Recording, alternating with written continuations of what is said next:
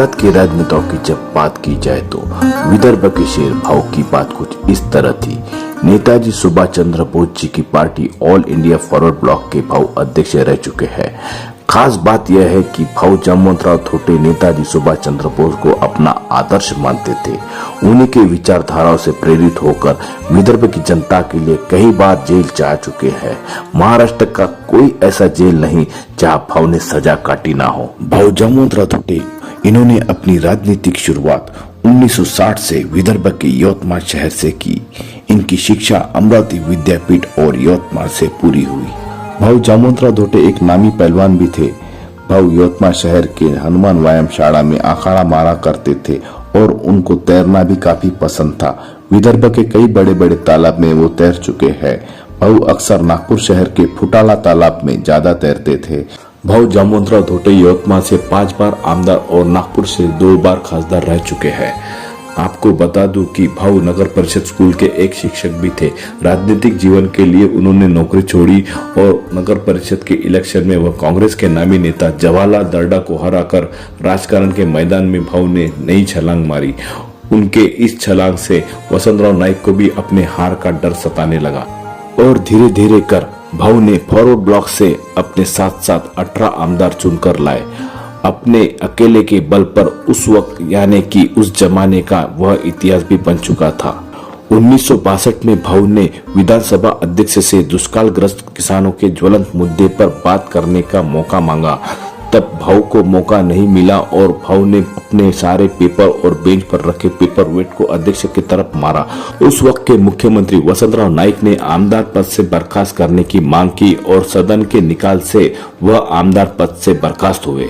बाद में फिर से भाऊ पोट चुनाव के तहत भारी मात्रा से जेल में रहकर चुनकर आए और भारत के इतिहास में पहले और आखिरी ऐसे राजनेता बने जो जेल में रहकर चुनकर आए।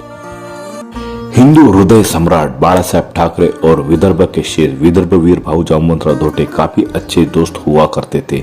70 के दशक में जब देश में आनी बानी लागू हुई, जनता की काफी नाराज थी। किसी कारणवश शिवसेना भवन पर जोरदार पत्थरबाजी हुई। तब मुंबई के टाइगर को विदर्भ के शेर की याद आई और ये शेर दौड़कर अपने टाइगर दोस्त से मिलने गया।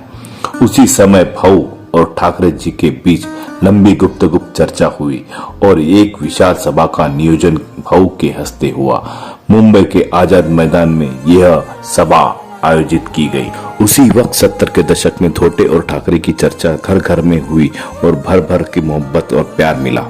विदर्भ में आज तक जनता का प्यार और मोहब्बत किसी राजनेता को नहीं मिला जितना प्यार भाऊ जामवंतराव थोटे को मिला। जिनकी सभा और आंदोलन में हजारों के संख्या में लोग नहीं बल्कि लाखों की संख्या में लोग आते थे। इतना प्यार और मोहब्बत देखकर भारत की सरकार भी हिल गई थी। विदर्भ में भाऊ ने काफी सरकारी संस्थानें विदर्भ में लाई। उन्हीं में से एक बड़ी संस्थान है कृषि विद्यापीठ। कृषि विद्यापीठ के लिए विदर्भ के 9 सपूतों ने अपनी जान की आहुति लगाई। आज तक यह एक इतिहास है पूरे महाराष्ट्र में कि किसी सरकारी संस्थान के लिए अपनी जान तक की आहुति लगानी पड़ रही। विदर्भ वीर भाऊ जामवंतराव थोटे का व्यक्तिगत परिचय किया जाए तो वह महाराष्ट्र के सर्वाधिक वित्त मंत्री रह चुके, वह महाराष्ट्र के उप मुख्यमंत्री रह चुके माननीय बैरिस्टर रामराव आदिक के वह दामाद थे। भाऊ जामवंतराव थोटे जी की पत्नी माननीय एडवोकेट विजयाताई थोटे यह भी आमदार रह चुकी है और वह एक आर्थिक सलाहकार भी है। भाऊ की दोनों बेटियां एडवोकेट क्रांति थोटे और ज्वाला थोटे यह विदर्भ के सामाजिक क्षेत्र की जानी मानी हस्ती है। ज्वाला थोटे यह नागपुर से व क्रांति थोटे यवतमाळ से जनता के समस्या के लिए हमेशा लड़ती है।